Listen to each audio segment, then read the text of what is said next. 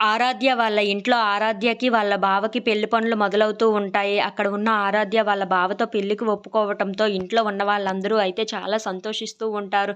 ఇంతలో ఆరాధ్యకి, వాళ్ళ బావకి పసుపు కార్యక్రమాన్ని మొదలుపెట్టి నలుగు రాసి తలంటు స్నానం చేయిస్తూ ఉంటారు. అది చూసిన అక్కడ ఉన్న వాళ్ళందరూ అయితే ఈళ్ళిద్దరి జంట చాలా చూడముచ్చటగా ఉంది అని చెప్పేసి అయితే అంటూ ఉంటారు. ఆ మాటలు వినగానే అక్కడ ఉన్న ఆరాధ్య వాళ్ళ బావ అయితే చాలా సంతోషిస్తూ సిగ్గుపడుతూ ఉంటారు.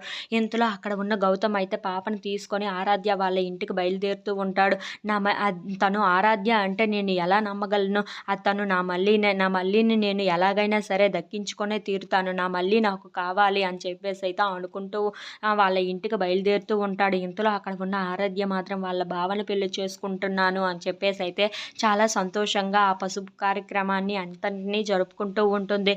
ఇంతలో అక్కడ ఉన్న గౌతమ్ మాత్రం నా మల్లిని నేను ఎలాగైనా దక్కించుకుంటాను. వేరెవరికో ఇంకొక పెళ్లి చేసుకుంటుంది అంటే నేను ఎలా ఊరుకోగలను అని చెప్పేసి అయితే సాక్ష్యాధారాలు తీసుకొని ఆరాధ్య వాళ్ళ ఇంటికి వస్తూ ఉంటాడు.